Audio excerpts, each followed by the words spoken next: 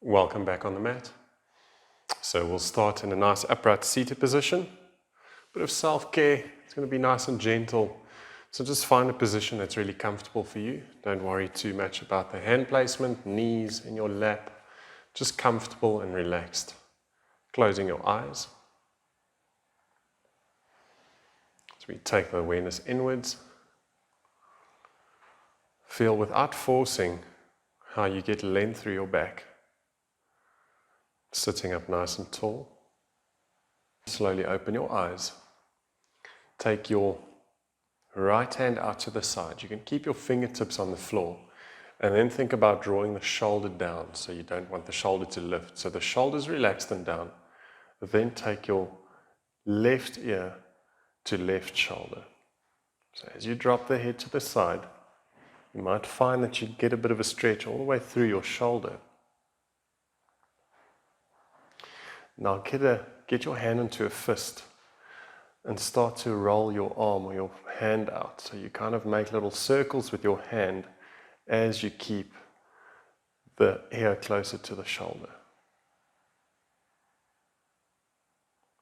You can even start to play with a bit of movement in your neck. So maybe you tilt your head back slightly, intensifying the stretch, or maybe you're going to find that it's more intense when you bring your chest or chin closer to chest.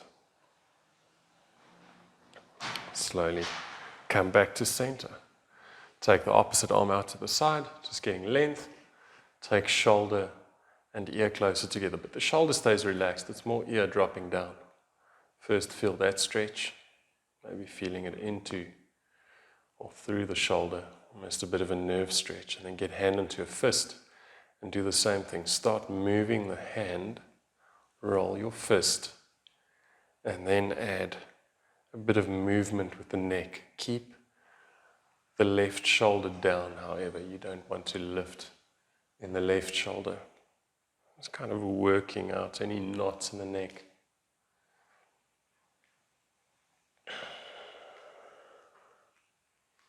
And then bring it back to center. Let's get onto all fours. And this is where we're going to start paying attention to the breathing. So make your breathing deeper than usual. You don't want to have normal breathing on the yoga mat. Spread your fingers, push your chest away from the mat, and we just start with a cat and cow. On an exhale, draw your navel to spine, tuck your chin around your back. Think of getting space between your shoulder blades. Inhale, do the opposite. Start to look up, arch in your back. Such a nice way to flex and extend in the spine. Notice how my all fours position, it's quite narrow. My hands are relatively close to the knees. Tuck your chin around. Inhale, arch in the back, look up. Exhale, you can just keep moving. Inhale. Still pushing away from the mat. Exhale. Inhale. Exhale to a neutral spine. So as you get into this neutral position, instead of kind of having a bit of a collapse in the lower back, just feel that you gently draw navel to spine with a little bit of a pull from the base of the spine to kind of neutralize the pelvis. So get that sensation. It helps a lot with more difficult positions. And just to give you a taste, you can straighten both legs into a plank. So maybe first, sort of collapse in the back, feel how heavy it is on the shoulders, and then do that neutralization in the spine, especially the lower back, and feel how it's different when you engage in a very subtle way. Use an exhale to take your hips up into downward facing dog. Bend into your knees and kind of find a position that's not intense on the hamstrings at all. And while the knees are bent, keep your arms dead straight, your back flat. And first just focus on the lines of energy here where you feel from the fingertips all the way to the lowest part of the spine or the hips. Feel that you get a nice straight line. And then only start to play with working into the legs by straightening the legs out more. If you are too stiff and you can't straighten legs, keep them bent. doesn't matter. But if the legs are bent and we move into a plank, you're going to keep the legs slightly bent. If they are straight, you'll keep the legs straight. So I'm going to come down with bent legs, lower your hips, get into that modified plank position, and once again check in with the core. Do you collapse? Do you get that, almost want to say duck butt, or tuck tailbone and feel activation through your core? Take your hips back up into that down dog shape. Now very slowly place your knees onto the mat. Take your left arm, thread it through, bring your shoulder onto the floor. The side of the head can relax onto the mat. Take the opposite arm around your back. See if you can grip hold of the inner thigh. If that's not accessible, then just sort of rest the side of your hand on your body. The tendency is going to be for the hips to push to the right. So pull your hips straight by pulling to the left. Just feel the stretch that you get in this position. You don't have to go too deep or twist the shoulder too far. Just breathe in this shape. Let's release the right hand down, pushing back up, placing left hand onto the mat, bring the right shoulder down, side of the head onto the floor, and only then take the left arm around. Find your inner thigh and twist.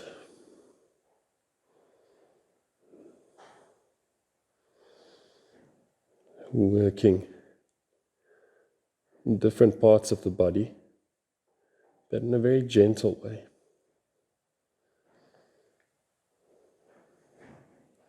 Release your left hand back onto the mat, pushing up into that same box pose or all fours. Now, instead of keeping your hands below the shoulders, walk your hands out in front, but stay on your fingertips. And as you reach forwards, without bringing the hips forwards, start to sink down, getting your chest as close to the floor as possible, but keep looking up. So if I collapse down, it feels like you complete the posture, but you're not getting a deep stretch. By looking up and staying on the fingertips, we force the arms to stay straight, and you get a nice arch in the back. Breathe. Feel that you are getting into the shoulders by working the armpits closer to the floor. If it's really too much on the fingertips, then it's fine to obviously be on the palms, but same principle counts. You want to work the armpits down. Now slowly bring your weight back up, hands below the shoulders. And then we just neutralize in the back, tuck toes, take it into a downward facing dog. Aim to keep your down dog in exactly this shape. Use an inhale to raise the right leg. Exhale, squeeze knee to chest. Place your foot in between hands. Bring your back knee down. Place the top of the back foot onto the floor. So the left hand stays on the mat. You push into the right knee to initiate the twist. And then just like threading the needle, we take the top arm around the back and reach with the fingertips towards the inside of the right knee. Even though we're not going to get there, twist the shoulder away and breathe.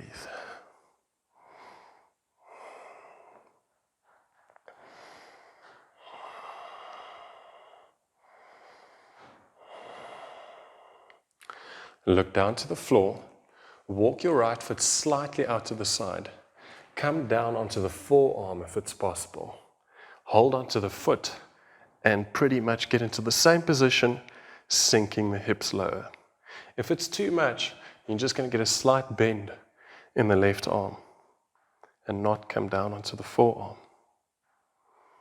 Final phase, should you wish, bend your back leg, pull your heel close to your body, reach with that top arm, see if you can find your ankle and hold it there. Still pulling the shoulder away from the ear and up to ceiling. Maybe this phase is a bit intense. Then you simply keep the leg on the floor or just bend the knee without grabbing hold. And letting go of the back foot. Let's come back up onto the hands.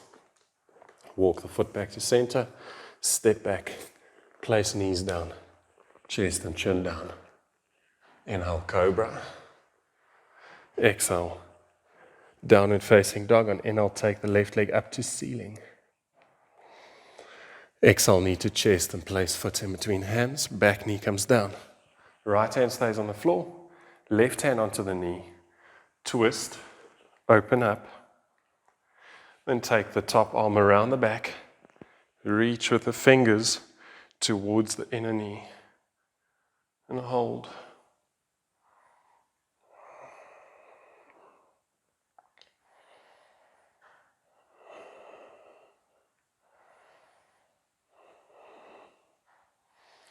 Even though we are sinking the hips down and forwards, you'll find that when we get into the next phase, we get much closer to the floor.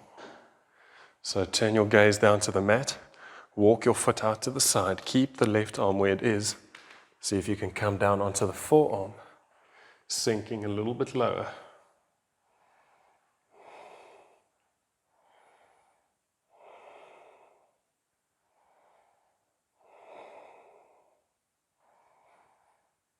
Bending the back knee, perhaps finding the ankle or foot with your top arm, stretching into the quad.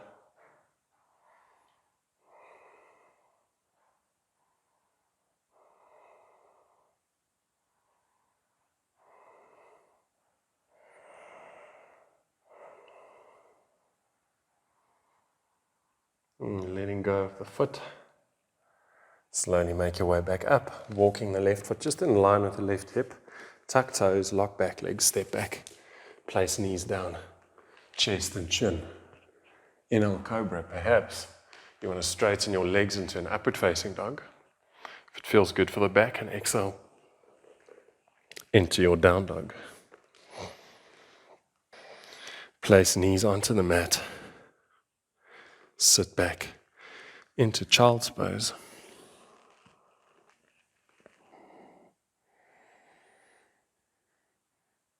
You can make your way back up. That was just a little bit of a counter stretch. Downward facing dog, hands on the mat, and then step your feet behind your wrists with the toes out to the sides. So as you step, squat down and make your way up. So the idea is to keep length in the back, but you push your knees away from the body, and at the same time you sort of push with the knees into the arms. And you keep the tailbone nice and low with the crown of the head high. Malasana, our yogic squat. If you struggle to keep the heels on the floor, just know it takes a bit of time for the body to get used to this position.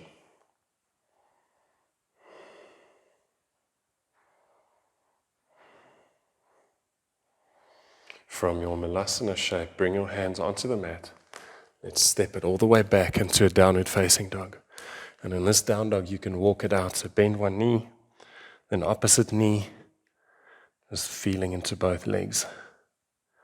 We're going to kind of go for a front split, but a modified position, of course, but just working into both hamstrings in isolation.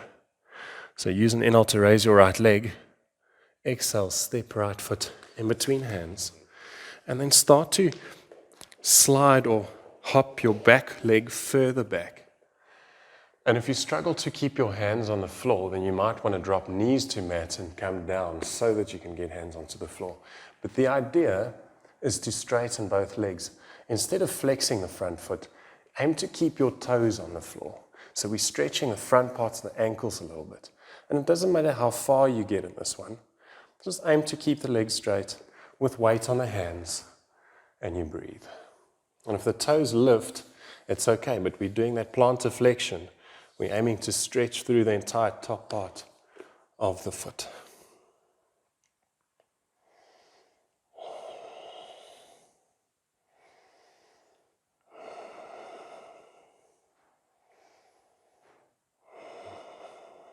Maybe you feel like sliding the back leg further back as the body gets used to it, or maybe you reach your limit and you say, that's enough for today.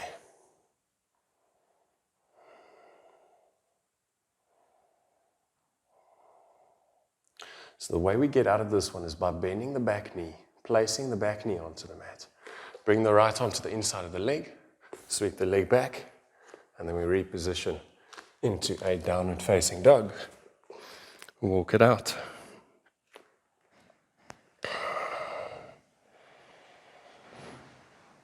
Now inhale, raise your left leg. Exhale, foot in between hands. As you start to straighten the front leg, you slide your back leg further back. Instead of flexing, point. So really feel that stretch in the front part of the ankle. Find a position you'll be able to hold and keep pointing. Obviously breathing.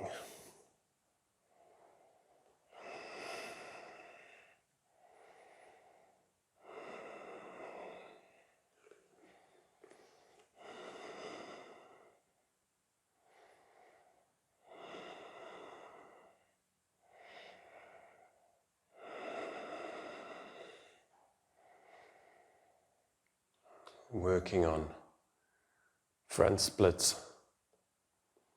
It's probably not the most pleasant thing to do, but it's such a nice way to increase mobility in the lower body. Let's place the back knee down. Bring the left arm to the inside. Take your leg back, and we meet in a downward facing dog. Maybe it takes a bit longer for you to get out of the position. Take your time, meet me in a down dog, and simply walk it out.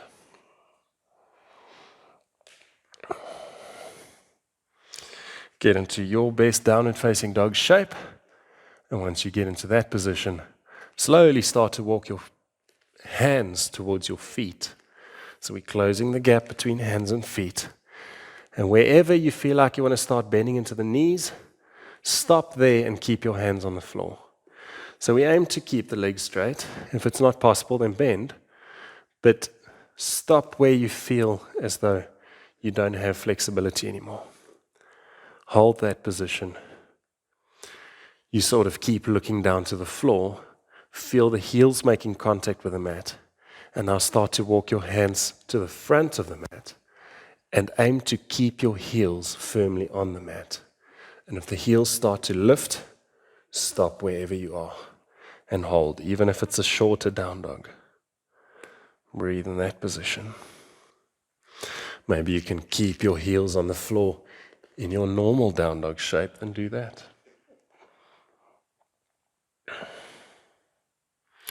Now, wherever you are in your down dog, walk your hands into a normal down dog position. Bend both knees, look up, and step your feet in between hands. Halfway lift. Exhale, forward bend. Inhale, take arms up to ceiling. Exhale into mountain pose. I'm going to do balancing posture, Vriksasana or tree pose. Right foot stays on the floor. Left foot against the ankle, knee out to the side, calf muscle or above the knee, just not on the knee. I want to put pressure in that direction when we are balancing on one leg. Before we even place our hands to chest or to prayer, lock your leg, draw your kneecap up, and then create softness. So lock and then don't lock. That micro bend is what you want. Hands to pray. Find a spot to focus on. Spread the toes, grip the mat. And just as much as you push your foot into your inner thigh, push your inner thigh into your foot so that you can lengthen out, almost like a seated position. Think of your spine, your upper body in this posture, like a seated pose. From the crown of the head, you lengthen. That's what you want for this balancing position. Something that's pretty important, not just for your yoga practice, or something that's very effective at least, is that tongue placement. Place the tongue against the palate of the mouth, with the tip of the tongue almost touching the back of the front two teeth. That sort of tongue placement is believed to help with balance. It opens your airway, so your breathing is more comfortable or effortless. So whenever we balance, we need to concentrate. Better breathing is going to help with that, that's for sure. You might even find the leg that you're balancing on becoming a little bit more wobbly, fatigued. But it's such a good way to strengthen the lower half of the legs, especially the ankles and the little muscles in the feet.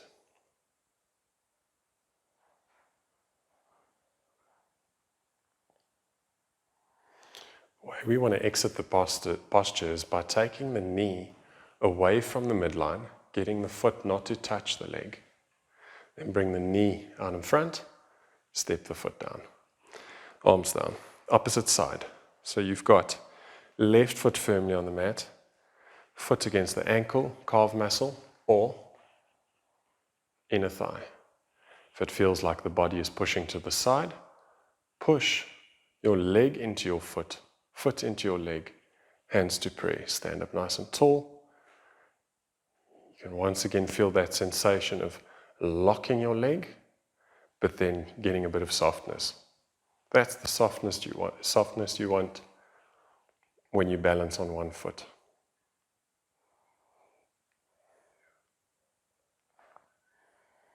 The breath is consistent. The gaze is consistent.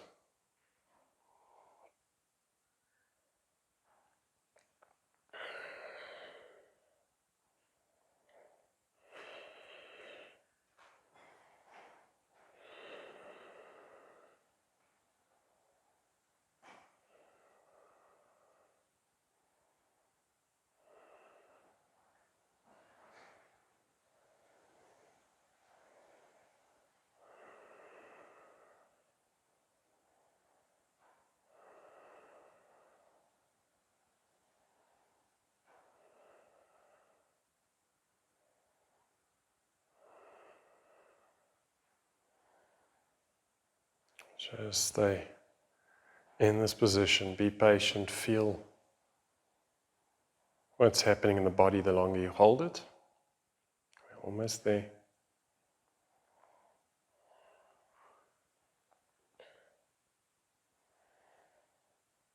Now you get out of the posture, foot moves away from the inner thigh, a knee comes out in front, and then slowly bring your leg down.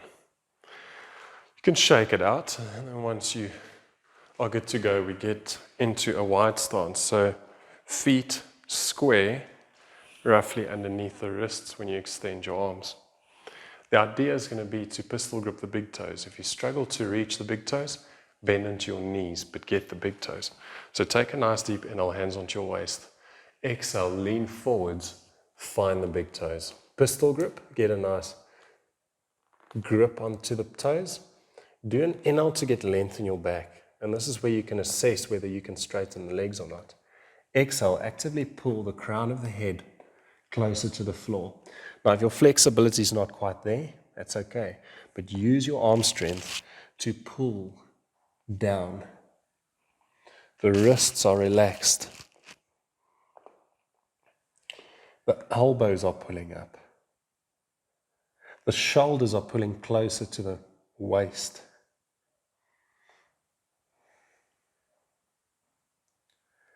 On an inhale, do halfway lift. Exhale, hands onto your waist. Inhale, up into a standing position. Stepping to the front end of the mat.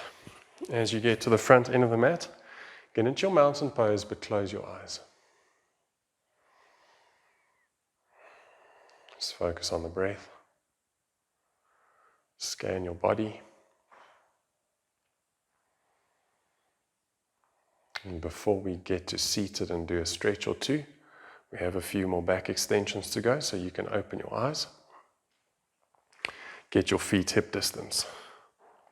This time round, we do hands to prayer as we do that very same standing back bend. First with the legs straight. So legs are straight, and think of pulling the inner thighs a little bit closer together. So the feet stay where they are, but we're pulling with the legs towards one another, especially when we make our way back up. I'll remind you of that, but feel good activation through your legs. Thumbs on your sternum. Inhale, take it back. Drop your head back as far as you want and breathe.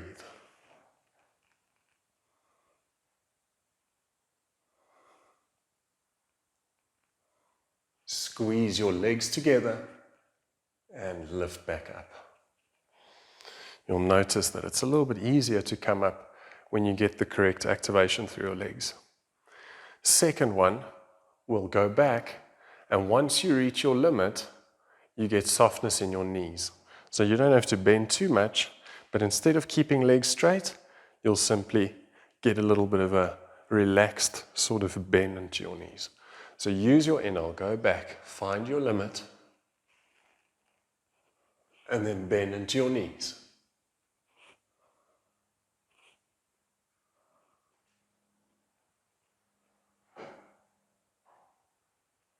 Squeeze legs together as you come up, and exhale into a relaxing forward bend.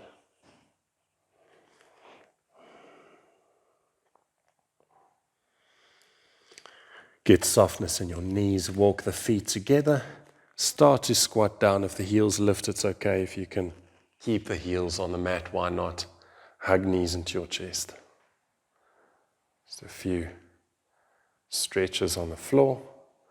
We want to get out of this position into seated, so part your knees, get onto the mat. Maybe you have to support with the hands, doesn't matter. Keep the left leg straight. You're going to place your right foot against the knee, the thing we don't want to do in standing when we've got weight on the leg. So there's more space between the heel and the groin than with a normal head to knee pose or Janu Sirsasana A. Take a nice deep inhale, get length in your back. On an exhale, walk your hands down your leg, maybe finding your foot. Now as you find your foot, at the same time, work the right knee down towards the floor as you stretch forwards with your chest and chin.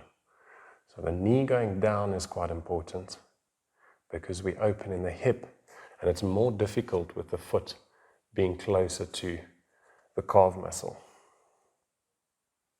But it's less intense on the knee joint because the flexion in the knee is not as intense.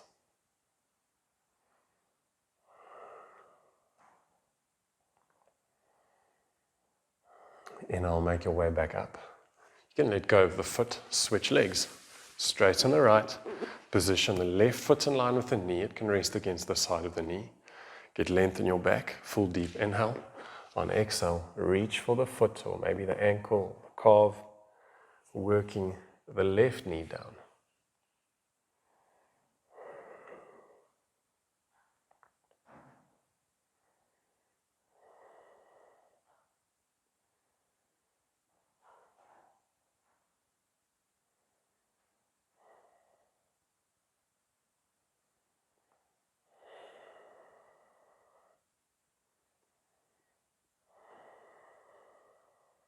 Inhale, straighten the arms in the back. Exhale, release as you come back up.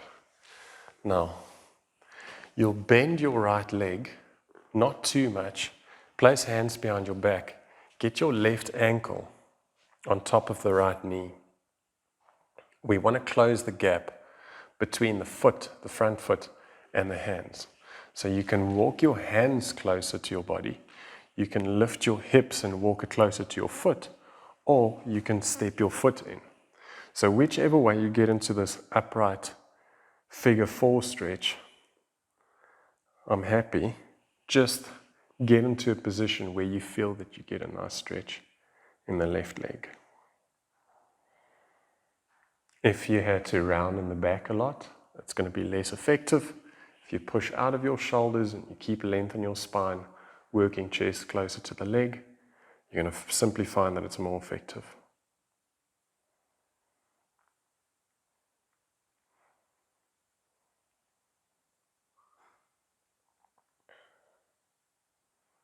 And there are definitely ways to increase flexibility more effectively if a stretch is done right. if we kind of ignore some of the key principles that will allow the muscle to stretch effectively, then it's just going to take more time, and you might never get to the flexibility that you want to get to, if that's the end goal.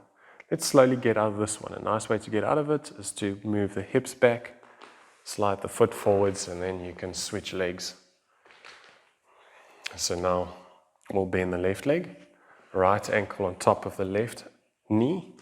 You can walk the foot in, walk the hands in, walk the hips forwards, and get into your figure 4 stretch.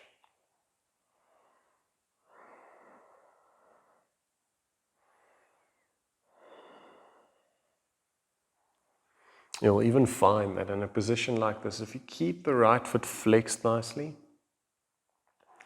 there's just better muscle activation. In turn, it's safer for the knee joint because we do have the knee inflection and we've got external rotation in the hip if we have to get technical. And that in itself is not the most natural position for the knee joint. So by activating, we protect the joint itself because the muscle kicks in. That's just a better way to stretch the muscle when we get that activation.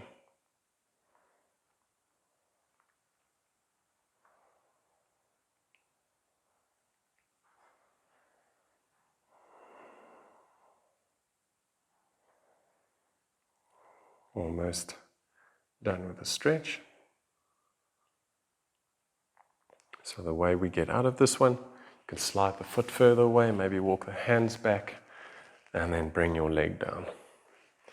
As you get to the seated position, we're going to do a nice spinal twist on our backs. So relax all the way down, bend your left knee, take the left knee over to the right. You can get the left arm out to the side, keep the shoulder blades down and just twist.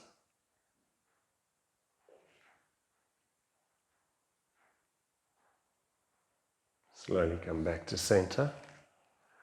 As you straighten the left leg, you can bend the right. Take the right leg over to the left, right arm out to the side. You might even find that a spinal twist like this can be a little bit of a glute stretch.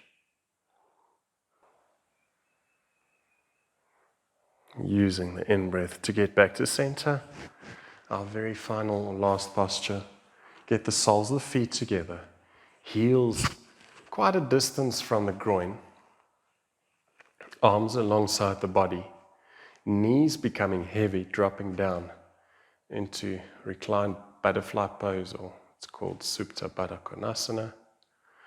And this is where you can close your eyes. You can even place your hands on your belly and chest.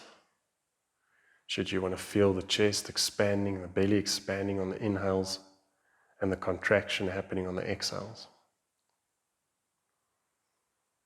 You can slow down your breathing. Should you wish to stay in this position a little bit longer, you're more than welcome to stay here. Alternatively, you can straighten your legs and your arms for corpse pose. And stay in corpse pose for as long as you like. If you prefer to stay in this position, stay here for as long as you like.